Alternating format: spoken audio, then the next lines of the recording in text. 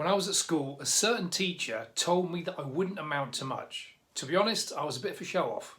Cocky, confident, and a bit of a know-it-all, to be fair. I did the absolute bare minimum when it came to my exams, and I hated studying. I was much more interested in playing all sports and chasing girls, to be fair. These were much more important to me than algebra and triangle sides. One school report, I remember it clear as day, has said, Gavin has taken narcissism to a whole new level. This is the same teacher that gave me an F in his class and said I wouldn't amount to much. I was only 15 years old and my dad had to explain what that meant, much to my amusement. To be honest, at that age, I'd never once looked at my own reflection in a pool, but I get what he was meaning. But to be fair, that teacher was a bit of a bellend, so both my parents and myself didn't take him too seriously. I jacked my degree in with 1 month to go, didn't bother handing my dissertation, and gallivanted off all around Europe on a 3-month strip tour with a new dance troupe I'd started working with.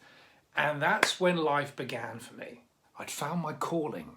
Performing and entertaining, that's what excited me. On stage, costume, the lighting, and the audience. I even tried to be a famous actor at one point in my life, and after many failed auditions, I realised I wasn't going to be the next Brad Pitt or the next George Clooney. I did, however, sing Happy Birthday Marilyn Monroe style in an audition for Aladdin and got the part. I decided to quit acting entirely when they called me up and said, we've decided to go with the fat lad with the bald head who auditioned after you. Back to the drawing board and taking my clothes off for a living. After 17 years of gallivanting all around Europe and dipping my private parts in your gin and tonic and the dog and duck, I decided to get back into my first love. That was health, fitness and nutrition. That was 12 years ago, and since then I've built a 6-figure coaching business which I absolutely love, gives me a great lifestyle, and more importantly, I actually get to help clients overcome real problems in their life. So what's my point?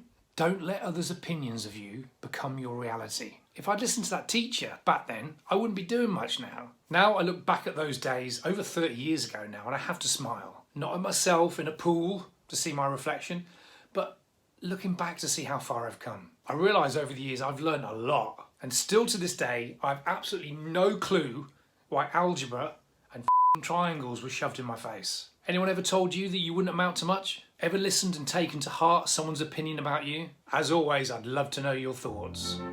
I feel pretty, oh so pretty. I feel pretty and witty and gay, and I pity any man who isn't me today.